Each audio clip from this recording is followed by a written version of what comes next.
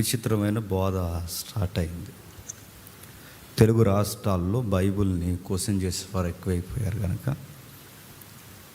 ఆ మతోన్మాదులకి సమాధానం చెప్పడానికి మన వారు కొన్ని కొత్త వివరణలు తీసుకొస్తున్నారు.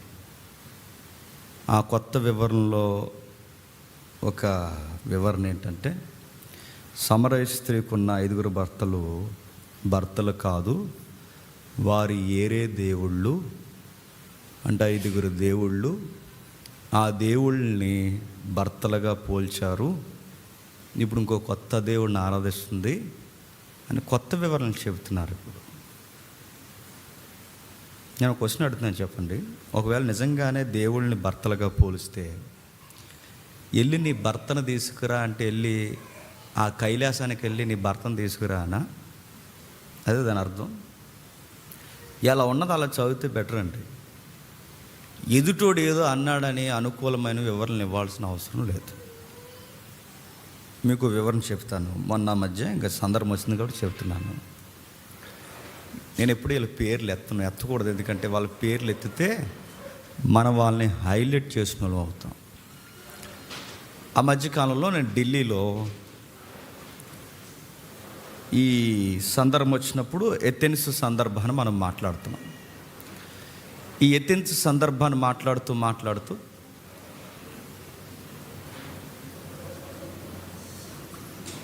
చాలు ఇంకా అలా కూర్చోండి, పర్లేదు, కూర్చోండి.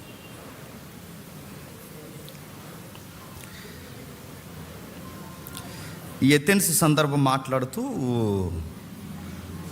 ఒక ఎగ్జాంపుల్ ఏంటంటే, అబ్దుల్ కలాం గారు చిన్ననాటి కాలంలో విగ్రహాల దగ్గరికి వాళ్ళ నాన్నగారు తీసుకెళ్ళినప్పుడు వాళ్ళ నాన్నగారిని క్వశ్చన్ అడిగారట, నాన్న విగ్రహాల ముందు సింహాలు ఉన్నాయి, సింహాలు తినేస్తాయి నాన్న, నువ్వు అక్కడ టెంపుల్ తీసుకెళ్తున్నావని అబ్దుల్ కలాం గారు అడిగితే, అప్పుడు అబ్దుల్ కలాం గారు వాళ్ళ నాన్నగారు అన్న మాట ఒక వినికుడు ఉంది సొసైటీలో. ఆ మాట ఏంటంటే, నాన్న ఇవి బొమ్మ సింహాలు, అవి ఏమీ చేయవు నాయన అంటే, అప్పుడు అబ్దుల్ కలాం గారు అన్నారని వినికిడు ఏంటంటే, నాన్న సింహాలు బొమ్మలు అయినప్పుడు అవి ఏమీ చేయకపోతే మరి దేవుడు కూడా బొమ్మేగా, మనకేం చేస్తాడని గుడికి తీసుకొచ్చావని అడిగాడు అని వినికిడి. మేధావి గనక అలా అడిగాడని ఢిల్లీ మన దేశ రాజధానిలో మెసేజ్ చెప్పినప్పుడు నేను చెప్పాను. దాన్ని ఒక మతోన్మాదులు 2 ఉన్నారు, వాళ్ళు కట్ చేసి, ఇగో ఈ కుర్రగాడికి ఏమీ తెలీదు, తప్పులు చెబుతున్నారు, తప్పులు చెప్పడమే కాదు సత్యం అన్నట్టు బోధిస్తున్నారని చెప్పారు. వాళ్ళ పేర్లు నేను కావాలని చెప్పట్లేదు. నేను ఒక క్వశ్చన్ అడుగుతున్నాను, చెప్పండి. అబ్దుల్ కలాం గారు వాళ్ళ అమ్మగారు ఫోటో ఎప్పుడైనా చూసారా? మీరు ముస్లిమ్స్ అంటున్నారుగా, ఓకే. అబ్దుల్ కలాం గారు వాళ్ళ అమ్మగారు ఫోటో ఎలా ఉంటుందో గూగుల్ తల్లిని అడగండి, చూపిస్తుంది. నల్ల పూసలో బొట్టు, ఈ ఇండియన్ ట్రెడిషన్లో శారీస్. వాళ్ళ అమ్మగారిని చూస్తే అర్థమవుతుంది. లేదు, ఇంకొక విషయం, మన ఇండియాలో ఉన్న ముస్లిమ్స్ ఇప్పటికీ తిరుపతి వెళ్తారంటే మీరు నమ్మగలరా? వెళ్తారు, చూడండి. మరొకటి, అసలు అబ్దుల్ కలాం గారి యొక్క నాన్నగారు ఉద్యోగం ఏంటో తెలుసా? ఇన్ని ఉన్నాయి. ఇన్నేమి చదవకుండా అబ్దుల్ కలాం ముస్లిం గుడికి ఎందుకు వెళ్తాడు అన్నారు. వెళ్తారు అయ్యా, వెళ్తారు. మన ఇండియాలో తిరుపతి కూడా వెళ్తారు. ఇలాంటి వారికి మనం ఆన్సర్ చేయాలని వివరిస్తూ కూర్చున్నాం అనుకోండి, మనం ఒక రెఫరెన్స్గా దొరుకుతాం. ఆ రెఫరెన్స్ చూసుకుని కొన్ని ఎపిసోడ్స్ వాడు చేసుకుంటాడు. ఆ ఎపిసోడ్ చేసుకోవడం వల్ల ఇప్పుడు యూట్యూబ్లో మనీ వస్తుంది. మన వాళ్ళు వాళ్ళని తిట్టడం, వాళ్ళు ఏమి వీళ్ళని తిట్టడం, ఇలా తిట్టుకుంటూ వీళ్ళకే డబ్బులు వస్తున్నాయి. చెప్పండి, ఎందుకు కాంట్రవర్సీ వీడియో చేస్తారనుకుంటున్నారు? వేగంగా వెళ్తుంది. సబ్జెక్ట్ చెప్తే వెళ్దు, గొడవలు చెప్పండి, వేగంగా వెళ్తుంది. అలాగే ఇలాంటి మతోన్మాదులకు ఆన్సర్ చెప్పాలని ఏం చేస్తున్నారంటే కొత్త వివరణలు తీసుకొస్తున్నారు. యాప్తా కుమార్తె సందర్భం ఒకటి, కొత్త వివరణలు తీసుకొస్తున్నారు. ఈ వివరణలన్నీ నేను చెప్తున్నానండి, అంత లెక్కల్లో తోగవు. సందర్భానుసారంగా క్వశ్చన్స్ రేజ్ అయితే దొరికేస్తారు. వాడెవడో క్వశ్చన్ అడిగితే వాడికి అనుకూలంగా మన బైబిల్ని రైట్ చేయడానికి ఫైట్ చేయడం ఏంటి? బైబిల్ ఎలా ఉందో అలాగే చెబుతాం. దావీదు తప్పు చేశాడు, రాయించాడు, చెబుదాం. సంసోన్ గారు దెలీలా గారితో ఆయన కొంత సహవాసం చేశారు, ఉంది, వివరిస్తాం. యోప్తా ఎందుకు తన కూతుర్ని బలిచ్చాడంటే అన్యుల నుంచి వచ్చాడు. గిద్యోను కానీ యోప్తా కానీ వాళ్ళ బ్యాక్గ్రౌండ్ మామూలు బ్యాక్గ్రౌండ్ కాదు, అన్యులు. గిద్యోను ఒక సౌండ్ అడుగుతాడు. గిద్యోను ఏమడుగుతాడంటే, నీవు నాతో మాట్లాడుతున్నావని, నువ్వు నాతో మాట్లాడుతున్నావు, నువ్వు చెప్పింది జరుగుద్దు అని నాకు ప్రూఫ్ ఏంటన్నప్పుడు మంచు పడాలని అడుగుతాడు. ఆ ప్రాక్టీస్ ఎక్కడది? గిద్యోనికి ఆ ప్రాక్టీస్ అది యెజ్బేల్ దగ్గర ప్రాక్టీస్, అది క్షమించండి, బయలు దగ్గర ప్రాక్టీస్ అది. అంటే బయలు దేవతను ఆరాధించే వాళ్ళు ఎవరైనా ఈ మూఢనమ్మకాలు నమ్ముతారు. అదే నమ్మకాన్ని తెచ్చి ఎవరి దగ్గర ఉపయోగిస్తున్నాడు గిద్యోను? యెహోవా దగ్గర. వీళ్ళ బ్యాక్గ్రౌండ్లో వచ్చిన ఆ బ్యాక్గ్రౌండ్స్ నుంచి వాళ్ళు వచ్చారు కనుక ఈ గిద్యోనికి కానీ యోప్తాకి అలవాట్లు పోక ఆ మొక్కులు మొక్కారు. అది అలవాటు. అది సమరయ స్త్రీ సందర్భం కూడా ఇది కావాలని వాళ్ళు రైట్ చేయడానికి 5 భర్తలు అంటే 5 దేవుళ్ళు ఎక్కడుందండి? ఆమె పొడవబడింది, ఒప్పుకుంది, తన రహస్య జీవితాన్ని తీసుకొచ్చి ఒప్పుకుంది. తమ్ముడు అది వివరిస్తున్నాడు. కాబట్టి వినండి, ప్రతి సందర్భానికి. ఇప్పుడు అలాంటి సందర్భం ఒకటి చూడబోతున్నాం. మొన్న మధ్య ఒక పెద్ద ఆయనే, ఇప్పుడు నేను అసలు బోధల కోసం చెప్పకూడదు అనుకుంటానండి, కానీ బోధ మా చేస్తే ఏం చేస్తామండి, చెప్పాలి వివరించి. ఎందుకంటే వీళ్ళతో ఫైట్ చేస్తే మనం చంపేస్తారు. మరి నేను చచ్చిపోతే మీకు ఎవరు చెప్తారు వాక్యం? నిజంగా చంపేస్తారు, తెలుసా? చంపేస్తారు. ఇంకో విషయం చెప్పిన, మీకు కరెంట్ న్యూస్ ఒకటి చెప్పిన, త్వరలో ఇక్కడి నుంచి మన చర్చ మారిపోతుంది. అది కరెంట్ న్యూస్. మీరు ప్రేయర్లో పెట్టండి, మారిపోద్దంటే మారిపోద్ది, అంతే. వెళ్ళిపోతాం. ఎక్కడికి వెళ్ళిపోతాం తెలీదు. సత్యం చెప్పేవారికి నిలువరమైన స్థలం ఉండదు, అంతే. దానికోసం కూడా మీరు ప్రార్థన చేయండి. సరే, ఇలా చెబుతున్న వాళ్ళు ఇటీవల కాలంలో ఒక సందర్భం ఉంది. ఇప్పుడు ఆ సందర్భం మనం నేర్చుకోబోతున్నాం. చూద్దాం ఒకసారి. లూకాసు వార్త 23వ అధ్యాయం. లూకాసు వార్త 23వ అధ్యాయం. లూకాసు వార్త 23వ అధ్యాయం 26వ వచనం చూడండి.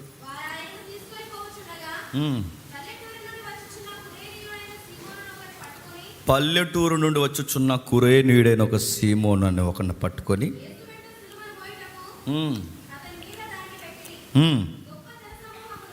గొప్ప జన సమూహంలో ఆయనను గూర్చి రొమ్ము కొట్టుకొనుచు దుఃఖించుచున్న చాలామంది స్త్రీలను ఆయనను వెంబడించిరి. యేసు వారి వైపు తిరిగి, యెరూషలేము కుమార్తెలారా, నా నిమిత్తము ఏడవకుడి, మీ నిమిత్తము, మీ పిల్లల నిమిత్తము ఏడువుడి. ఇదిగో గొడ్రాండ్లు, కనని గర్భములు, పాలీయని స్థలములు ధన్యములైనవని చెప్పు దినములు వచ్చుచున్నవి. ఆగుతాం. కనని గొడ్రాలను, నెక్స్ట్ పాలివ్వని స్థానములను గొప్పవని చెప్పే కాలము వచ్చుచున్నది. ఈ రెఫరెన్స్ని తీసుకుని ఈ మధ్యకాలంలో పెద్ద సేవకులండి, నేను అనుకుంటానండి, బాగా చదువుకున్న వాళ్ళే అనుకూలమైన బోధలు చేయాలని ఏ వివరణ తీసుకొచ్చారు చెప్పనా? కనని గర్భాలంటే ఏ గర్భాలు అనుకుంటున్నారు? ఏ గర్భాలంటే బైబుల్ ముందే చెప్పింది. ఏమని చెప్పిందంటే, ల్యాబుల్లో పిల్లల్ని పుట్టిస్తారని, టెస్ట్ ట్యూబ్ బేబీస్ కోసం బైబుల్ ముందే చెప్పిందని. కానీ 10,000 20,000 మంది ఉన్న సంఘ సభ్యులు అయ్యగారు మరమని చెప్పేశారు. టెస్ట్ ట్యూబ్ బేబీ కోసం యేసుప్రభు చెప్పాడు, చూసారా అన్నారు. పాలివ్వని స్థనములు, ఇదిగో కనని గర్భాలు అనగానే రోబోలు చేత పిల్లల్ని కనిపిస్తారు, తెలుసా? బైబుల్ సీక్రెట్ వెలువరించింది అనగానే అమ్మో అన్నారు. నేను అనుకుంటానండి, ఎందుకు ఇలాంటి బోధలు వస్తాయంటే, నేను అనుకుంటానండి, చెప్పేవాడు చదవడు, చెప్పండి, వినేవారు అసలు చదవరు. ఈ చర్చ అయిపోద్ది, పట్టుకెళ్ళి అది కిటికీలోనూ ఎక్కడో దిక్కును పడేస్తారు బైబుల్ని, లేకపోతే ఒక డెస్క్ మీద పడేస్తారు. మళ్ళీ అది ఎప్పుడు ఎక్కడుందో గుర్తు రావాలి అంటే ఆదివారం రావాలి. టకాలమని కొట్టి దుమ్ము దులిపి అప్పుడు తీసుకొచ్చి అప్పుడు నేను చెబుతున్న 4 రెఫరెన్స్ చూస్తారు. అది మీకు 3 ఉంటే చూస్తారు. అది కాస్త వివరిస్తే అర్థమైతే అర్థమైనట్టు, లేకపోతే లేదు. ఈ టైంలో ఏమన్నా ఫోన్లో మీకు టింగ్ అని మెసేజ్ వస్తే రెఫరెన్స్ కన్నా మెసేజ్ చూస్తారు. ఏరి బాధ్యతతో వాక్యం వినేవాళ్ళు. ఇక రాను రాను గొడ్డు కాలం ఎలా ఉంటుందో చెప్పనా, నేను చెప్తున్నానండి. ఇక మొత్తానికి బైబిల్ బోధించరండి, అనుకూలంగా మాట్లాడుకునే కాలం వచ్చేసింది, ఇంకా వచ్చేస్తుంది. అలాంటి దెబ్బతిన్న రెఫరెన్స్ లేదో రెఫరెన్స్ ఏమంటున్నాడంటే చదువుదాం. అదే లూకాసు సువార్త 23వ అధ్యాయం 28వ వచనం ఉండండి. యేసు వారి వైపు తిరిగి, యెరూషలేము కుమార్తెలారా, నా నిమిత్తము ఏడవకుడి, మీ నిమిత్తము మీ పిల్లల నిమిత్తము ఏడువుడి. ఇదిగో గొడ్రాండ్లు, కనని గర్భములు, పాలియని స్థానములు ధన్యములైనవని చెప్పు దినములు వచ్చుచున్నవి. అప్పుడు మా మీద పడుడని పర్వతములతోనూ, మమ్మును కప్పుడని కొండలతోనూ జనులు చెప్పసాగెదరు. వారు పశ్చిమ్రానికి ఎలాగూ చేసిన ఎడల ఎండిన దానికి ఇంకేం చేదురని చెప్పను. ఏమర్థమైంది? టెస్ట్ బేబీ అర్థమైంది కొంతమందికి ఏమర్థమైంది? ఇది రెండవ రాకడ అని అర్థమైంది. ఇదిగో రాకడ సమయంలో కొండలు లేస్తాయి, రాకడ సమయంలో మెట్టలు లేస్తాయి, ఆ లెగిసినవి మా మీద అడిపొండని ఇది రెండవ రాకడ అని చెప్తున్నారు. కానీ ఇవన్నీ పక్కన పెట్టండి, ఒక సందర్భంలోకి వెళ్ళిపోదాం.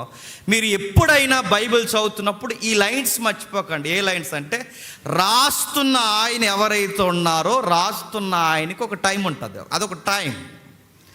ఆ రాస్తున్న కాలం తెలియాలి. నెక్స్ట్, రాస్తున్నవాడు రాస్తున్న సమయంలో ఏ కల్చర్ ఉందో తెలియాలి. నెక్స్ట్, ఆ రాస్తున్నవాడు ఎలాంటి కల్చర్లో ఉన్న వారికి రాస్తున్నాడో తెలియాలి. అంటే ఎవరికి రాస్తున్నాడో తెలియాలి, ఎందుకు రాస్తున్నాడో తెలియాలి, దేనిని గురించి రాస్తున్నాడో తెలియాలి. అప్పుడు దేవుడు నీతో మాట్లాడతాడు. ఎప్పుడో అన్న మాట మళ్ళీ ఒకసారి మీతో అంటాను. బైబిల్ మనకు రాయలేదు. నా మాట మీకు అర్థమైందో లేదు. బైబిల్ మనకు రాయలేదు, మన కోసం రాశాడు. అర్థమైందో లేదు? బైబిల్ మనకు రాయలేదు, మన కోసం రాశాడు. మరి ఎవరికి రాశాడు? ఆయా కాలాల్లో ఉన్న వారికి అడ్రస్ చేస్తూ రాశాడు. మన కోసం వాళ్ళని అడ్రస్ చేసి రాశాడు. ఆ మాట అర్థమైందా? మనకు రాయలేదు, డైరెక్ట్గా జేమ్స్ అని రాయలేదు. ఆ కాలంలో కొంతమంది ప్రజలు ఉన్నారు, ఆ ప్రజలకు ఒక నాగరికత్వం ఉంది, ఒక కాలం ఉంది. ఆ కాలాన్ని దాన్ని కలిపి వాళ్ళని అడ్రస్ చేస్తూ రాశాడంటే ఇప్పుడు ఎవరికో రాశాడు. ఆ రాస్తున్న వారికి ఒక నాగరికత ఉంది, ఒక కాలం ఉంది. ఆ రాస్తున్న కాలంలో నాగరికతలో రాస్తున్న ఆయనకు కూడా వాళ్ళ కాలంలో వాళ్ళ నాగరికతలో కలిసిన వాడు గనక సందర్భానుసారంగా రాస్తాడు. ఈ సందర్భాలు మైండ్లో పెట్టుకుని చదివితేనే అర్థమవుద్ది. 31కి చిలకలన్నీ రెడీ అవుతాయి. ఏం తీయడానికి?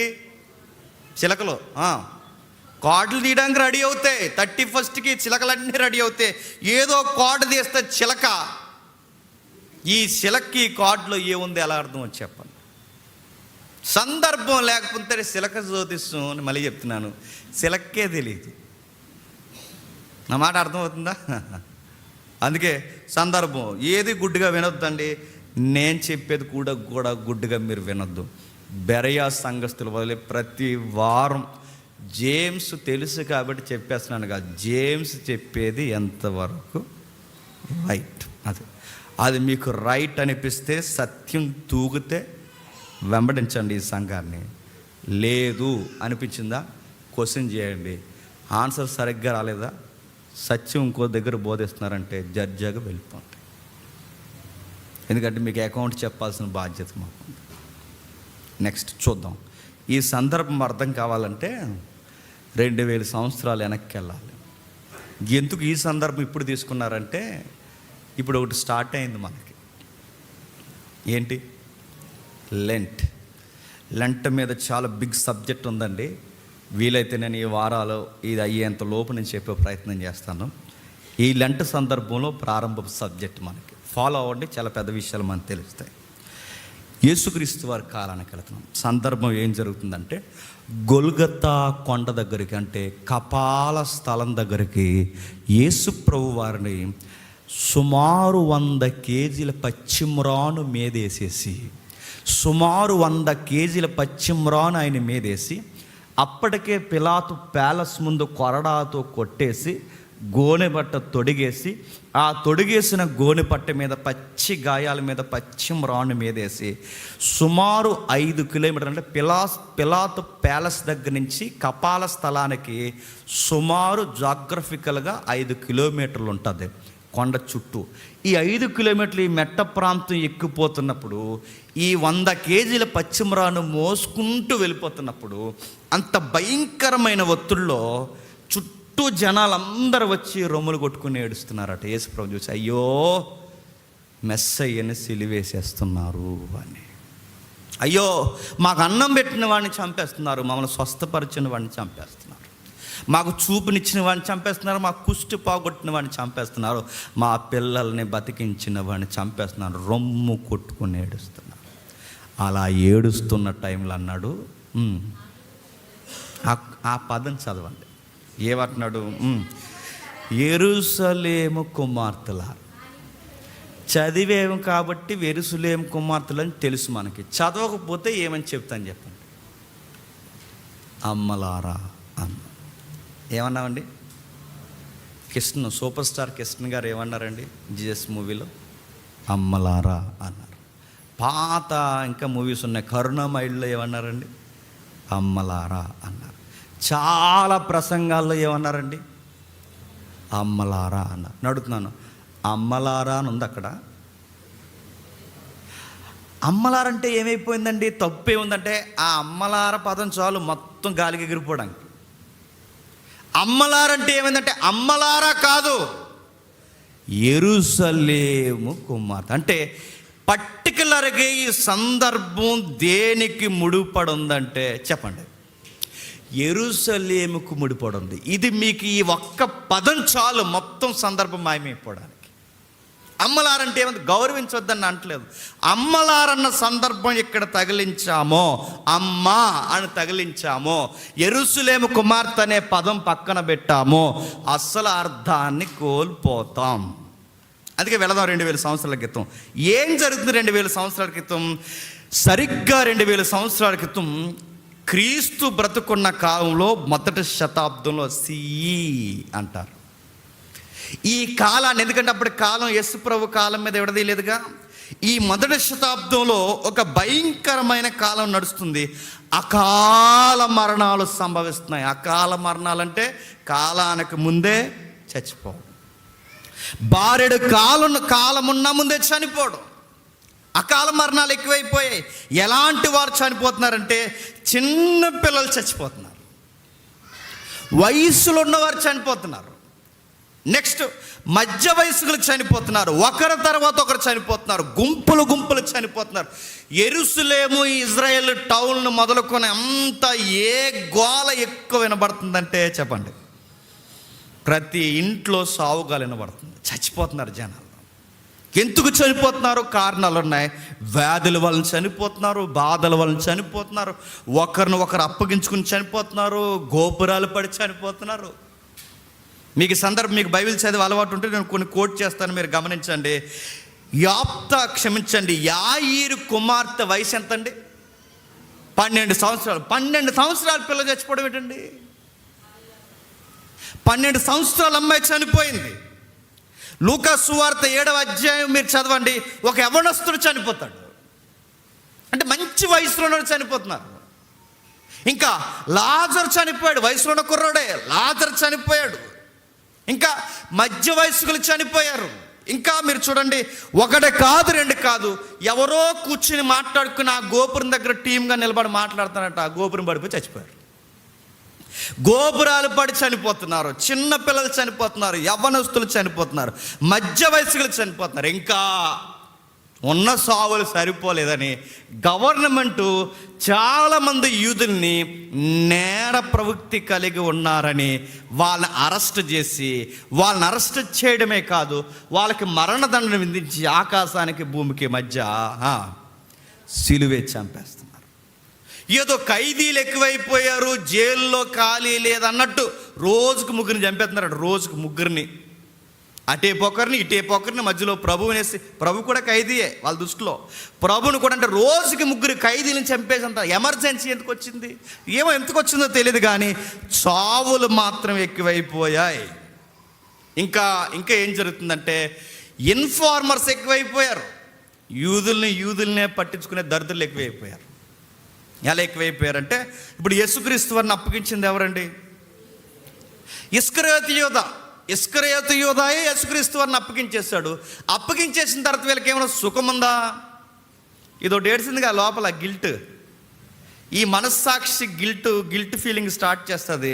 కాన్షియస్ ఒప్పుకోదు, గిల్ట్, అరే తప్పు చేసావరా. ఇది సరిగ్గా రాత్రి లేచిపోయి మన మీద కూర్చుంటుంది. రాత్రి లేచి అది మాట్లాడు, తప్పు చేస్తావు. నువ్వు 10 రూపాయలు అన్యాయంగా తీసుకో, ఖచ్చితంగా నీ మనస్సాక్షి చెప్తాను. నువ్వు అన్యాయంగా ఉండని తిట్టు, ఖచ్చితంగా మనసు. దేవుడు అది పెట్టాడు. అదొక న్యాయమూర్తిలో కొన్నిసార్లు తప్పులు కూడా చెప్తుంది, కానీ మెజారిటీ నువ్వు తేడా ఉన్నావు అని కూడా చెప్తుంది. అది చెబుతుంది. ఆ గిల్ట్ ఫీలింగ్ ఆడికి తీసుకొచ్చింది ఎవరికి? ఇస్కరియోతు యోధాకి. రే, రక్షకుని అప్పగించేసావరా, గురువుని అప్పగించేసావరా, నీ కాళ్ళు గడిగినోడిని అప్పగించేసారు. ఈ మాటలన్నీ వాడు గుర్తొచ్చాయి. ఏమో ఆ గిల్ట్ తట్టుకోలేకపోయాడు, వెళ్ళిపోయాడు, ఊరేసుకున్నాడు, కింద పడ్డాడు, నడుమిరిగిపోయింది, చచ్చిపోయాడు. గిల్ట్ ఫీలింగ్ వల్ల కూడా చచ్చిపోతున్నారు. అంటే మీరు చూడండి, కారణాలు ఏవైనా ఒకరి తర్వాత ఒకరు చెప్పండి చచ్చిపోతున్నారు. అంటే మొదటి శతాబ్దంలో ఏ గోల ఉంది ఇంట్లో? ప్రతి ఇంట్లో యేసుప్రభు సిలువ ఒకటే కాదు, చెప్పండి, సావు గోల ఎక్కువ ఉంది. ఇలాంటి టైంలో యూదులు ప్రాక్టీసులు మొదలెట్టారు. ఏం ప్రాక్టీసులు అంటే, మరి ఈ సావు ఎక్కువైపోయినప్పుడు మరి బెంగ వచ్చేస్తుంది జనాలకి. ఇప్పుడు లైట్గా మీ ఈదులో 4 చచ్చిపోయారు అనుకోండి, ఇంకా ఊర్లో ఉండరు. మీరు తెలుసా, మళ్ళీ 2 నెలలు కనబడితే ఒట్టు ఇది ఉంటా, నువ్వు చచ్చిపోతాను భయమే కదా నీకు. ఎక్కువ మంది లైన్గా 4-5 చనిపోయారు అనుకోండి, భయమే వేస్తుంది. అలాంటి టైంలో మిగిలిన ప్రజలు ఎవరైతే చనిపోయారో ఆ చనిపోయిన వారికి ఏం చేయాలి చెప్పనా? కాస్త ధైర్యం చెప్పడానికి ప్రాక్టీసులు మొదలెట్టారు. ఆ ప్రాక్టీసులు ఏంటంటే ఆచారాలు. ఆ ఆచారాలు ఏంటంటే అందరూ గుంపుగా ఇంటికి వెళ్ళడం. క్రిస్టియానిటీ కూడా ఫాలో అవుతుంది ఇది, మన ఇండియాలో కూడా ఫాలో అవుతుంది. ఎవరైనా చనిపోతే అందరూ ఆ ఇంటికి వెళ్ళడం, అక్కడ టెంట్ వేయడం, వాళ్ళ అరుగుల మీద కూర్చోవడం, కొన్ని రోజులు అలా గడపడం, వాళ్ళకి అస్తమాల కనబడడం. ఎందుకు అలా కనబడతారు, ఎందుకు అలా కూర్చుంటారంటే చెప్పండి, కాస్త ధైర్యం ఇవ్వడానికి. మనం ధైర్యం ఇస్తామా? వాళ్ళ పొక్కుగొడులు సమోసాలు తినేసి, వాళ్ళు టీ తాగేసి, వాళ్ళు అలా లోపలికి వెళ్ళిన వెంటనే వాళ్ళ కోసమే మాట్లాడతాం. చచ్చిపోయి సరే చూడలేదండి, చచ్చిపోయారు.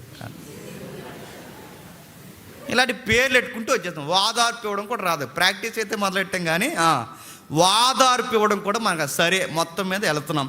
ఇలా గుంపులుగా జెరూసలేం సిటీలో వెళ్ళేవారట. అందుకే మీరు చూడండి, లాజరు చనిపోతే పడన యూదులు కూడా ఎవరింటికి వచ్చారు?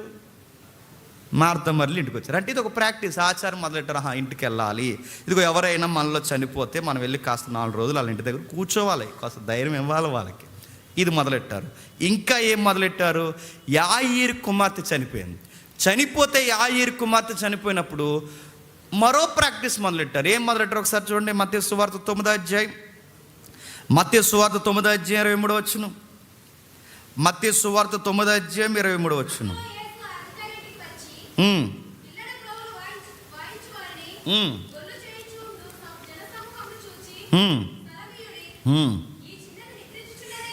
ఈ చచ్చిపోయి ఏడుస్తుంటారు ఇంట్లో ఏం వాయిస్తున్నారట?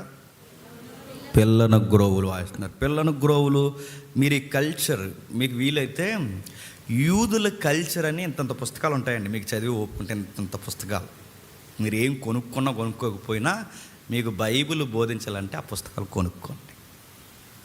యూదుల culture, Israel culture, middle Asia culture, యూదుల యొక్క wars, Jewish war, Israel wars, middle Asia wars అని ఇంత పుస్తకాలు ఉంటాయి. ఈ పుస్తకమే చదివాం, ఇంకా ఆ పుస్తకాలు ఏం చదివితే అది చదివితే బెంగ వచ్చేది మనకి. కొన్ని చదివితే కానీ అర్థం అవ్వవు. ఇప్పుడు అడుగుతున్నాను, పిల్లన గ్రోవులు ఎందుకు యూదులు తీసుకొస్తారంటే, పిల్లన గ్రోవులు ఎవరైనా చచ్చిపోయారు అనుకోండి, ఊరకై అడవరు వాళ్ళు, వెనకాల బీజిఎం వేసుకుంటారన్నమాట. వాదార్పు బీజిఎంల వల్ల వాదార్పు వస్తుందంటే వాళ్ళు అనుకుంటున్నారు. ఫ్లూట్ బీజిఎం అంటే ఈ పిల్లన గ్రోవ్ బీజిఎం అలాగంటే అదొక సెంటిమెంట్ బీజిఎం. అలా కూర్తుంటే శవాన్ని అలా ముందెట్టుకుని ఇలా ఇలాగో లుక్ ఇచ్చి అందరూ కలిసి అలాగ ఏడ్చి అలాగా ట్యూన్ మీద ఎడుతారనమాట. అలా ట్యూన్ మీద అలాగ ఏడుస్తూ అలా కొంతమందికి అదో రకం ఉంటుంది చూసారా, ఆడ మూడు బాగాలేనప్పుడు సాడ్ సాంగ్స్ పెట్టుకుంటారు. ఆ సాంగ్ ఎట్రా అంటారు. ఇప్పుడు ఆడు అలా ఫీల్ అవుతాడు అనమాట. ఇప్పుడు అందులో ఆ సాంగ్లో ఉన్నది ఈడే అన్నమాట. ఇప్పుడు ఈ జీవన తరంగాల్లో, జీవన తరంగాలు అంట, అదో ఫీలింగ్ ఎక్కువ చూసి సాడ్ ఫీలింగ్ వచ్చినప్పుడు సాడ్ సాంగ్స్. యూదులు కూడా సాడ్ మూమెంట్స్ వచ్చినప్పుడు సాడ్ సౌండ్స్ పెట్టుకుంటారు. ఇదిగో సెంటిమెంట్ బీజిఎంలు పెట్టుకుని ఆ బీజిఎంలు ఎందుకండి పిల్లన గ్రోవులన్నీ కనిపెట్టారు మీరు ఊది సావు దగ్గర అంటే కొంచెం ఏదైనా ఆధారపు వస్తుందండి. సామెతల్లో సొలొమోను ఏమంటాడంటే, బాధ ఉన్నప్పుడట విషాద గీతాలు వినకూడదట, ఇంకా పిచ్చోలం అయిపోతామంట. మరి ఆ రెఫరెన్స్ వాళ్ళు చదవలేదు ఏటో.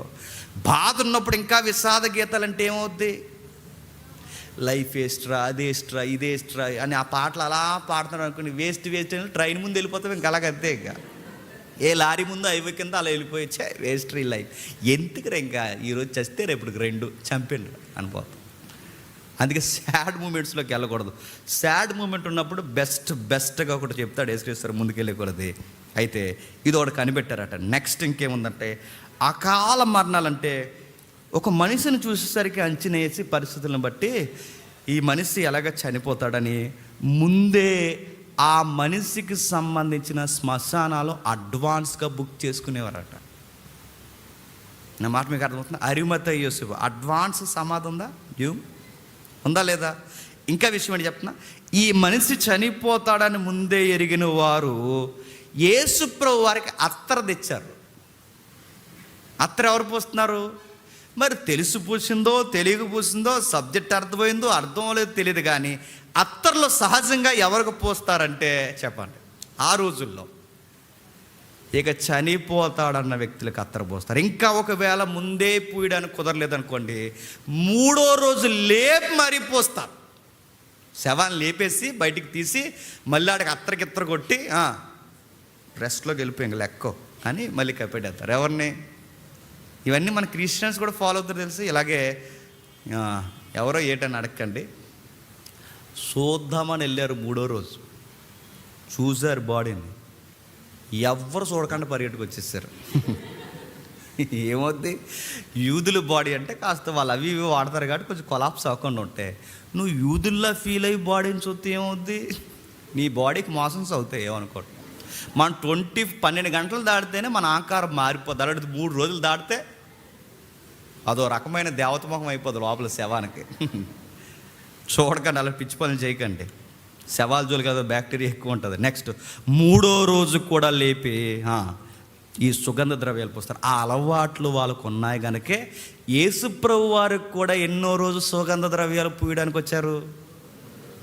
మీకు అర్థమవుతున్న కల్చర్, దీన్ని ఏమంటారు అంటే జూయిష్ కల్చర్.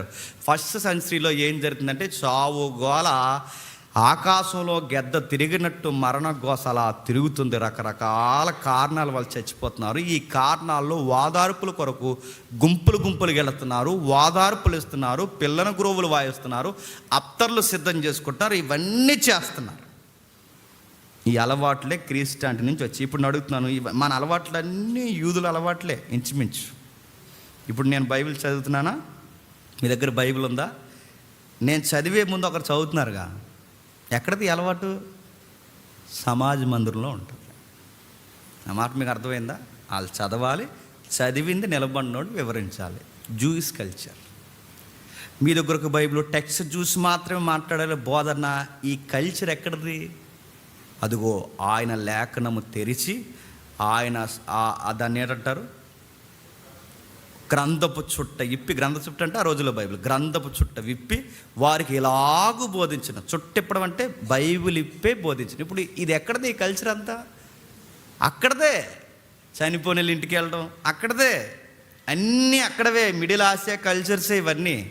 ఇలాంటి కల్చర్ అంతా తెచ్చాం. ఇదంతా తెచ్చినప్పుడు సరిగ్గా ఇలాంటి వాతావరణంలో ఇప్పుడు బాగా వినండి, చనిపోయిన యాయీరు కుమార్తెని బతికించాడు, చనిపోయిన యవ్వనస్తుని బతికించాడు, చనిపోయిన లాజర్ని బతికించాడు.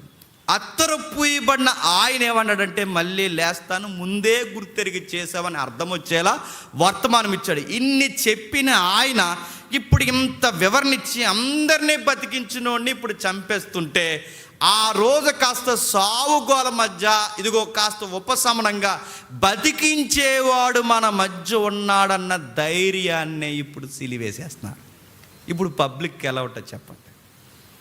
వెనకాల స్త్రీలందరూ, ముఖ్యంగా స్త్రీలందరూ వచ్చి ఏడుస్తున్నారు. ఇది సందర్భం, అర్థమైందా? ఇప్పుడు వెళ్దాం ఆ సందర్భంలోకి. ఏం జరుగుతుందంటే 23వ అధ్యాయం లూకాసు వార్త 23వ అధ్యాయం 27వ వచనం నుంచి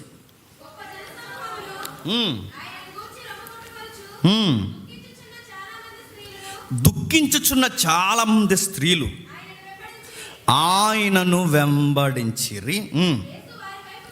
యేసు వారి వైపు తిరిగి, యెరూషలేము కుమార్తెలారా నా నిమిత్తము ఏడవకండి. యెరూషలేము కుమార్తెలారా నా నిమిత్తం ఏడవకండి. యెరూషలేము కుమార్తెలారా నా నిమిత్తం ఏడవకండి. పర్టికులర్గా ఈ సందర్భం ఎవరికి చెబుతున్నాడు చెప్పండి, చూసి చెప్పండి. యెరూషలేం ప్రజలకి, యెరూషలేం టౌన్లో ఉన్న ఆ ప్రజలకి చెబుతున్నాడు. యెరూషలేములో ఉన్న వారికి ఎందుకు చెబుతున్నాడు? యెరూషలేములో ఏదో జరగబోతోంది.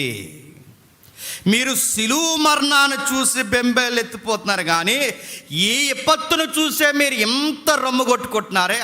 అసలు ప్రాబ్లం ఎక్కడుంటుంది చెప్పనా? నన్ను చూసి మీరు ఏడుస్తున్నారు, కానీ ఇంతకన్నా పెద్ద ప్రాబ్లం నా మీదకి కాదు, మీ మీదకి రాబోతుంది.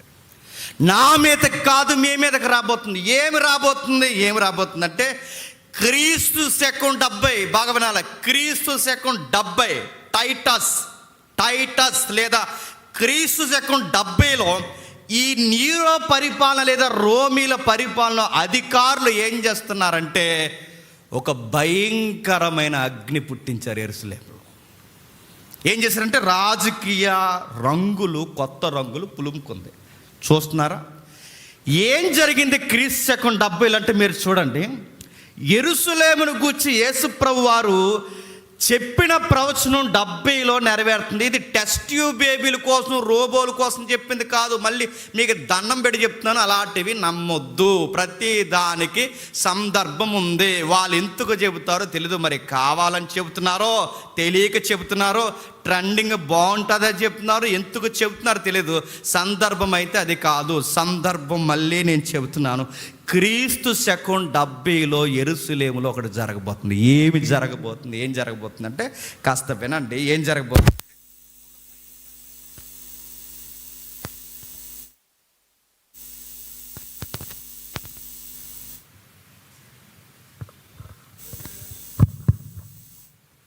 పనిచేస్తుందా?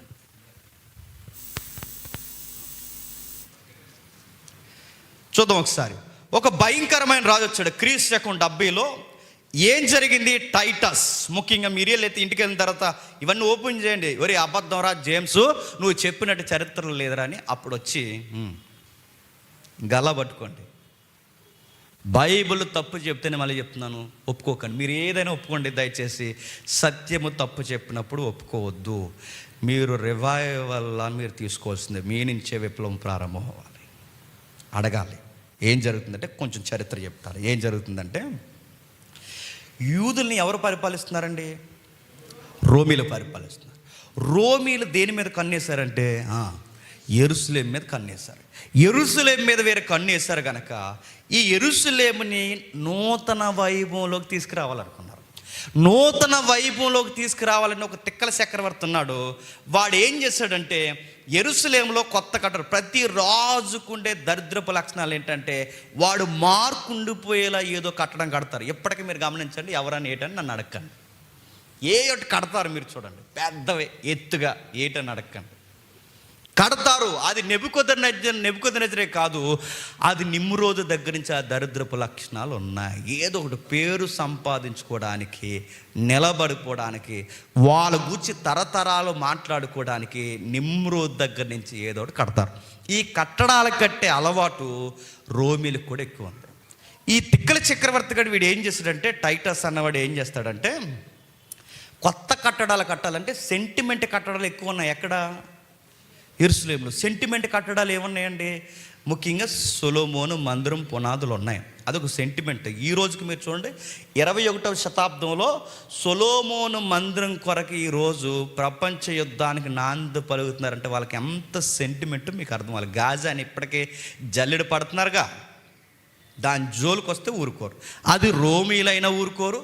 ప్రపంచ దేశాలన్నీ కలిసి యెరూషలేములో ఉన్న వాళ్ళ సెంటిమెంట్ ల్యాండ్స్, ప్యాలెస్లు ఉన్నాయి, వాటి జోలికి వస్తే ఒప్పుకోరు. ఎంతకని తెగిస్తారు వాళ్ళు. వాళ్ళ మతం వాళ్ళకి సెంటిమెంట్ ముడిపడి ఉంది. ఇంకా ఏమున్నాయి? దావీదు మహాపురం ఉంది. దావీదు అంటే వాళ్ళకి ఎంత ఫేమస్ అండి. సొలొమోన్ అంటే ఎంత ఫేమస్ అండి. సొలొమోను కట్టించిన మందిరం అంటే వాళ్ళకి ఎంత సెంటిమెంట్ అండి. అబ్రహాము సమాధులు కానీ ఇన్ని కట్టడాలు ఎన్నో ఉన్నాయి. హిజ్కియా గోడలు కానీ, ఇప్పటికీ హిజ్కియా గోడ ఉందిగా, హిజ్కియా గోడ కానీ, ఆ కోనేరు ఉంటుందిగా, 30 ఏళ్ళ నుంచి లేవలేక పడిపోయిన యేసుప్రభు వారు చూడడానికి వెళ్తారు. ఆ కోనేటి కాలవ, ఇవన్నీ సెంటిమెంట్స్ అలా వండేస్తారు. వాళ్ళు ఎక్కడికి పోనవరు. మ్యాక్సిమం వాళ్ళ ప్రాణాలు పెట్టి కాపాడుకోవడానికి ట్రై చేస్తారు. అలాంటి వాటిని కొత్త కట్టడాలు కడుతున్నాం తీసేయండి అంటే తీసేస్తారా? మామూలుగా అడుగుతున్నాను. ఇప్పుడు ఏదో గవర్నమెంట్ వచ్చింది, లేదా ఈ గవర్నమెంట్ ఏదో గవర్నమెంట్ వస్తుంది.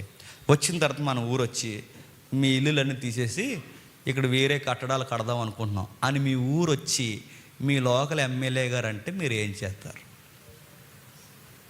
అలాగే ఇక రేపు తీసేయండి మా ఇల్లు అంటారా?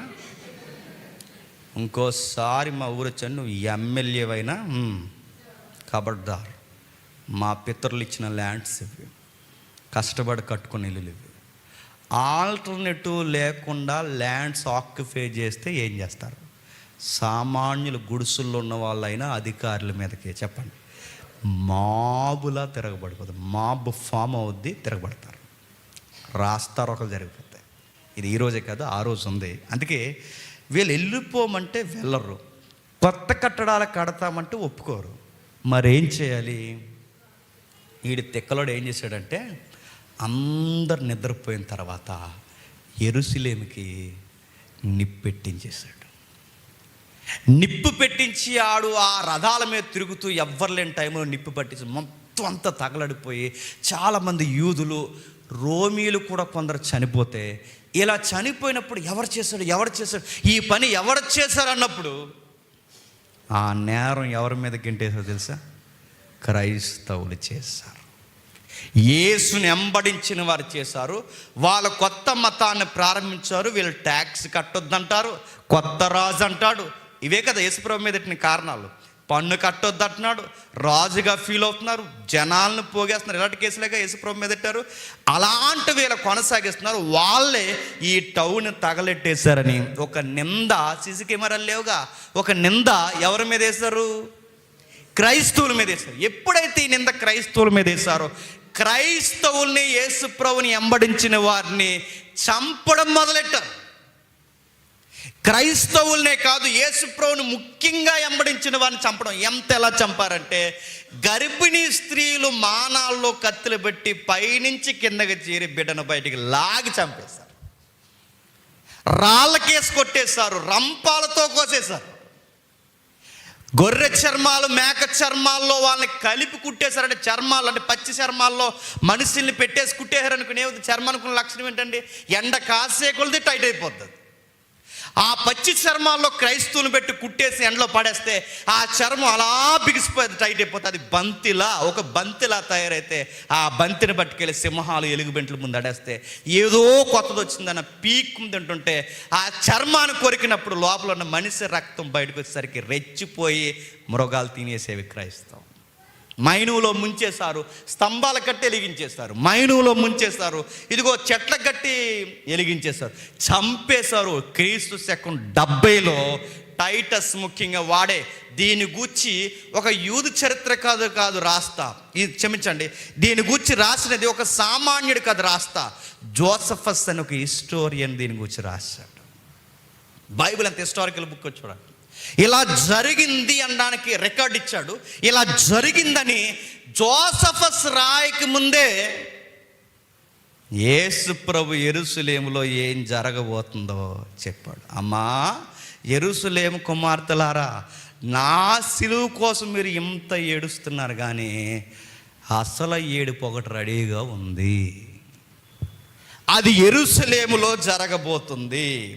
అది యెరూషలేములో జరగబోతుంది, త్వరలోనే జరగబోతుంది. యెరూషలేము కుమార్తెలారా, నా నిమిత్తము ఏడవకండి. మళ్ళీ చెప్తున్నాను, ఏడవద్దంటలేదు, ఏడండి, నా కోసం ఏడవకండి.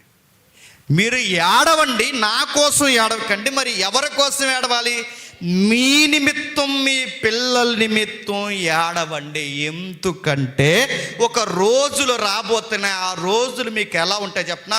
అయ్యో మేము బిడ్డలను కనకపోతే బాగున్ను, మా బిడ్డల సాగు మేమే కళ్ళ ముందు చూస్తున్నాం, కనన తల్లులే బెటర్ అనుకుంటాం. మా బిడ్డలు లేకపోతే బాగుండు, అంతే కదండి. బిడ్డల కళ్ళ ముందు చనిపోయే కన్నా ఆ బిడ్డే లేకపోతే బాగుండు అనుకుంటాం. అలాంటి రోజులు మీకు రాబోతున్నాయి. పాలు ఇవ్వని తల్లులంటే గొడ్రాలే గొప్పదనుకునే రోజులు రాబోతున్నాయి.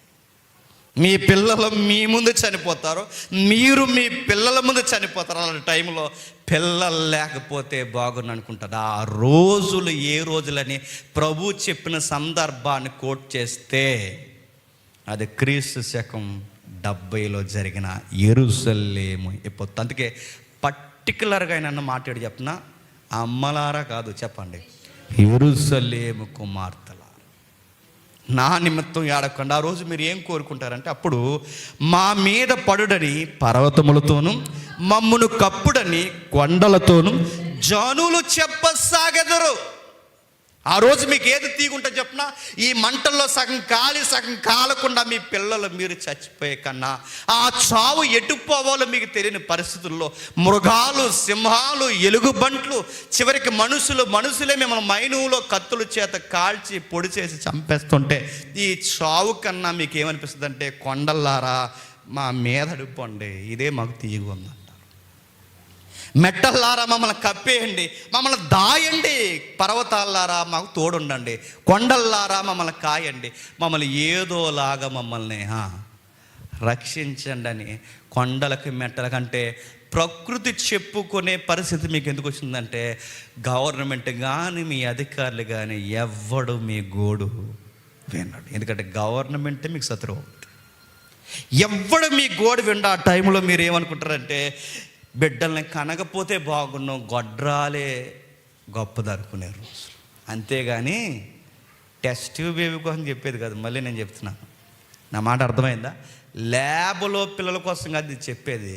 ఒక విపత్తు రాబోతుంది, ఆ విపత్తులో ఏడవండి. ఎవరి కోసం ఏడుస్తారంటే, మీకోసం ఏడవండి. నెక్స్ట్ మీ పిల్లల కోసం. ఎందుకు ఏడవాలి? చచ్చిపోతున్నారని కాదు, ఎలాగూ చచ్చిపోతారు. ఆ చచ్చిపోయేది చనిపోయే ముందు ప్రభు ఎదుట నిర్దోషులుగా ఉండాలని ఏడవండి. నా కోసం ఏడవ వల్ల పెద్ద ఉపయోగం ఏమీ లేదు. ఎందుకంటే ఈరోజు మరణించాను, రేపు మళ్ళీ తిరిగి లేస్తాను. నేను ఎలాగూ లేస్తాను. లేవాల్సింది ఎవరో తెలుసా? మీరు, మీ పిల్లలు. నిర్దోషులుగా మళ్ళీ పునరుద్ధానం గడియలో లేవాల్సింది ఎవరో తెలుసా? మీరు, మీ పిల్లలు. నా కోసం ఏడవకండి, నన్ను జ్ఞాపకం చేసుకోండి, నా నిమిత్తం పశ్చాత్తాపడండి. కానీ ఇదే లైఫ్ అనుకుని ఏడ్చేయకండి. ఈ లైఫ్ ఎక్కువ రోజులు ఉండదు. మీ కళ్ళ ముందు ఒక భీకర సంగ్రామం ఉంది, ఏడవండి ఏడవండి. ఇప్పుడు చెప్పండి, ఈ లెంట డేస్లో ఏడుస్తాం ఎవరి కోసం చెప్పండి? యేసుప్రభు కోసం. మళ్ళీ అడుగుతున్నాను, ఏడవండి. ఎవరి కోసం ఏడుస్తారు చెప్పన? మీకోసం, మీ పిల్లల కోసం. ఎందుకండి అంటే, మీకోసం మీ పిల్లల కోసం ఎందుకు ఏడవాలంటే, యెరూషలేములో 70లో జరుగుతున్న విపత్తు కోసమే మీకోసం మీ పిల్లల కోసం ఏడమన్నాడు. మరి మనము మన పిల్లల కోసం, మనం మన తండ్రుల కోసం ఎందుకు ఏడవాలంటే, ఇది 70లో జరిగే అగ్ని లాంటిది కాదు, అసలు అగ్ని ఒకటి రెడీగా ఉంది. అదేంటి చెప్పండి? రెండవ రాకడ. పెల పెల పెల పెలమని పంచభూతాలు మిక్కటమైన యాండ్రముతో లయమైపోయే గడియలు త్వరలోనే సంభవం. మీ కట్టడాలు ఉండవు, మీ ఉద్యోగాలు ఉండవు, మీ సోకులు సరదాలు ఉండవు, ఇవేమి ఉండవు. ఒకరోజు బొగ్గుమని మారిపోతాయి. ఆ గడియలు వచ్చే సమయానికి మీరు రక్షింపబడ్డారా లేదా? ఈ లెంట్లో ఏడవండి. ఆ గడియలు వచ్చే సమయానికి మీ పిల్లలు రక్షింపబడ్డారా లేదా? ఈ లెంటలో ఏడవండి. కపాల స్థలం దగ్గర చదువుతున్న సందర్భాన్ని చూసి మనం ప్రేతాత్మలుగా పాతాళానికి పోకముందే చెప్పండి, ఏడవండి. వస్తే ఆ రెండవ రాకడ అగ్నికైనా దొరికేస్తాం చెప్పండి. లేకపోతే చెప్పండి, మరణిస్తే పాతాళమనే అగ్నికైనా. 2 అగ్నులు రెడీగా ఉన్నాయి మనకి. వాళ్ళకు ఉన్నది ఒకటే. ఎవరికి? కళ్ళ ముందు వాళ్ళకి ఒకటే. వాళ్ళు నమ్మితే అక్కడితో అది అయిపోద్ది. నేను అడుగుతున్నాను, మనకి రెడీగా 2 ఉన్నాయి. ఒకటి, నేను మరణించిన రక్షణ లేకుండా పాతాళమనే అగ్నికి పోతాను. ఒకవేళ యేసుప్రభు వచ్చే ముందు నేను నిలబడితే చెప్పండి, పంచభూతాలు మిక్కటమైన యాండ్రంతో అగ్నిగోళంగా మారిపోతున్నాయి. ఈ అగ్నికి దొరుకుతుంది. ఇది టైటస్ గడు పెట్టే అగ్ని కాదు చెప్పండి, క్రైస్ట్ పెట్టే అగ్ని. యేసుక్రీస్తు వారే ఎవరు సిలువ వేయబడ్డాడో ఆయనే రాబోతున్నాడు. ప్రతి వారికి తీర్పు తెచ్చిపోతున్నాడు. అందుకే బైబిల్ మళ్ళీ నేను చెప్తున్నాను, అమ్మలారా కాదు చెప్పండి, యెరూషలేము కుమార్తెల. మరి ఈ సందర్భం మనకెలా అంటే, ఇప్పుడు ఈ సందర్భం మనకెలా అంటే, కలవరి గిరి వరకు మనం తీసుకుందాం. ఆ కలవరి గిరిలో ఉన్న సందర్భం మనం ఏడుద్దాం. ఎందుకంటే ఆయన మరణించాడు, తిరిగి లేచాడు, మళ్ళీ రాబోతున్నాడు. ఇప్పుడు మరణించినది జ్ఞాపకం చేసుకుంటూ, మా కోసం మరణించావు, తిరిగి లేచావు, రాబోతున్నావు, నీ కోసమే నిలబడతాం మా బిడ్డలతో సహా అని ఏడవండి. నేను ముగించేస్తున్నాను. దుఃఖ నివారణ కొరకు ప్రాక్టీసులు కనిపెట్టారు కదండి ఎవరు? యూదులు. ఇప్పుడు అడుగుతున్నానండి, ఇప్పుడు మన బిడ్డలు కూడా చచ్చిపోతారండి ఏదో ఒక రోజు. మనం కూడా చనిపోతాం ఏదో ఒక రోజు. మన బిడ్డలు చనిపోయినా, మనం చనిపోయినా, అప్పుడు మనకు వాదార్పు ఎలాగా? ఫ్లూట్ ఊతారా? ఎలాగా? దెస్సలోనిక పత్రిక చూడండి, ముగించేసుకుందాం. దెస్సలోనిక రాసిన పత్రిక 4వ అధ్యాయం, దెస్సలోనిక సంఘానికి రాసిన పత్రిక 4వ అధ్యాయం 13వ వచనం. సహోదరులారా, నిరీక్షణ లేని ఇతరుల వలె మీరు దుఃఖపడకుండా నిమిత్తము నిద్రించుచున్న వారిని గుచ్చి మీకు తెలియకుండా మాకు ఇష్టము లేదు. చనిపోయిన వారు గుచ్చి పిల్లన గురవులు ఓతకండి, చనిపోయిన వారి గుచ్చి రొమ్ములు బాదుకుని దుఃఖించేకండి.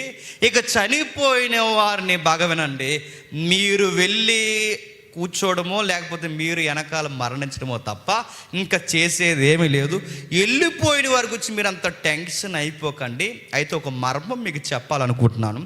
యేసు మృతి పొంది తిరిగి లేచినని మనం నమ్మిన యెడల, అదే ప్రకారం యేసునందు నిద్రించిన వారిని దేవుడు ఆయనతో కూడా ఎంట పెట్టుకుని వచ్చాడు. ఇప్పుడు మనకు వాదార్పు ఫ్లూట్ కాదు, మనకు వాదార్పు టెంట్లో కూర్చుని సమోసాలు తినేసి, పొగుడీలు తినేసి, టీ తాగేసి ఈ బ్యాచ్ కాదు.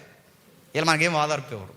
మనకు వాదార్పు అంటే చెప్పిన, మన బిడ్డలు మనము చనిపోయే సమయానికి వాళ్ళ క్రీస్తునందు నిద్రించిన వారిగా మనం జాగ్రత్త పడితే, ఆ రోజుకి వారు నిద్రించిన యేసు ప్రభు ఒక రోజు వస్తాడు.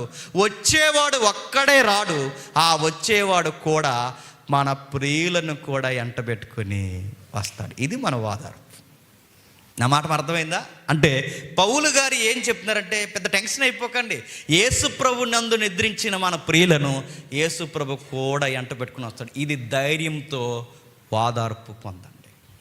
బాధ ఉంటుంది, ప్రియులు చనిపోతే దుఃఖం ఉంటుంది, ఆ జ్ఞాపకాలు. కానీ దాని వెనకాలే ధైర్యం ఉండాల్సింది.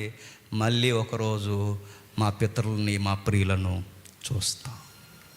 ఇది వాదార్చుకోవాలి. అంటే యేసు ప్రభువును బట్టి వాదార్పు పొందాలి, పునరుద్ధానాన్ని బట్టి వాదార్పు పొందాలి. కానీ విషయం ఏంటి చెప్పిన, ఈ లెంట టైంలో మనం అందరం చేసేది ఏంటి చెప్పిన, సిలువకు ముందున్నవన్నీ జ్ఞాపకం చేసుకుని, సిలువలో అన్నీ జ్ఞాపకం చేసుకుని ఏడుస్తాం. ఏడవండి కాదంటలేదు, కానీ ఏడిచేసి ఏదో జరిగించింది అనుకుంటున్నా. కానీ విషయం ఏంటి చెప్పిన, మీకు మళ్ళీ నేను చెప్తున్నాను, అలా ఏడవడం వల్ల ఒక సెంటిమెంట్ లాగా ఏదో ఊహించుకుంటున్నావే తప్ప, సెంటిమెంట్ వలన యేసుప్రభు ఏమి అయ్యో బిడ్డ ఏడుతుందని ఏమో అనుకోడు. గుర్తుపెట్టుకో.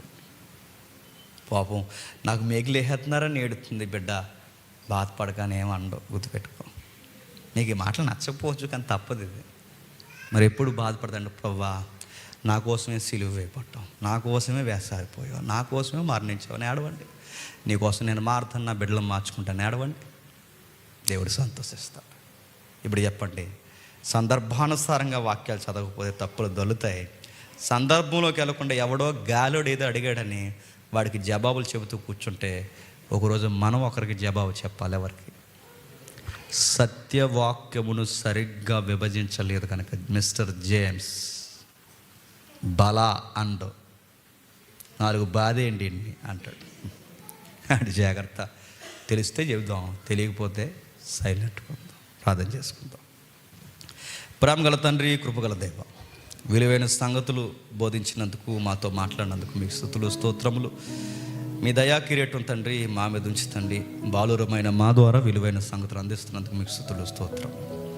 తమ్ముడు ద్వారా మాట్లాడారు, మా ద్వారా మాట్లాడారు, మా జత పని వారు తండ్రి, మిగిలిన ఉపదేశకుల ద్వారా కూడా మీరు మాట్లాడుతున్నారు తండ్రి. మరింత జ్ఞానం ఇవ్వండి.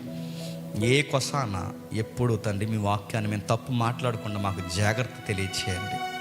అంటే కొత్తగా చెప్పాలని తండ్రి, లేని విషయాలు మేము చెప్పి కొంపట తెచ్చి మీదెట్టుకోకుండా తండ్రి మమ్మల్ని కాపాడండి. ఎవరో ఎన్నో అడుగుతారు తండ్రి, వాళ్ళకి వివరణ ఇస్తూ మేము కూర్చుంటే తండ్రి, మూర్ఖులకు వివరణ ఇవ్వడం వల్ల తండ్రి సత్యము మరుగైపోతుంది. అర్థమయ్యే వాళ్ళకి చెప్పాలి తండ్రి. మమ్మల్ని వాడుకోండి. అలాగే సంఘమును బట్టి కూడా ప్రార్థిస్తున్నాం తండ్రి. త్వరలోనే తండ్రి స్థానికంగా తండ్రి మేము ఆరాధించుకోవడానికి, మేము ప్రార్థించుకోవడానికి, సత్యమును తండ్రి ఈ మహాపట్నానికి బోధించాలన్న ఈ కసిని, ఈ తీవ్రతను తండ్రి నెరవేర్చడానికి, వాడుకోవడానికి తండ్రి నిలువరమైన స్థలము తండ్రి మాకు ఏర్పరుస్తారని అర్థిస్తున్నాం తండ్రి. మీ దయా కిరీటం తండ్రి ఇక్కడ ఉన్న దైవజనురాల మీద, వారి కుటుంబం మీద కూడా మీరు ఉంచండి. వాళ్ళకి ఎన్నో కష్టాలు ఉన్నాయి, ఆ కష్టాల్లో వారికి సమాధానం దయచేయండి. మమ్మల్ని సతులుగా భావించి మా సేవను మమ్మను లేకుండా చేయాలని కోరుకుంటున్న వారిని తండ్రి మీరు గద్దించండి, మార్చండి. మీ దయగల హస్తములకు తండ్రి మమ్మల్ని అందరినీ అప్పగించుకుంటూ క్రీస్తున్నాం, నీ ప్రార్థన సమర్పిస్తున్నాం తండ్రి. ఆమేన్.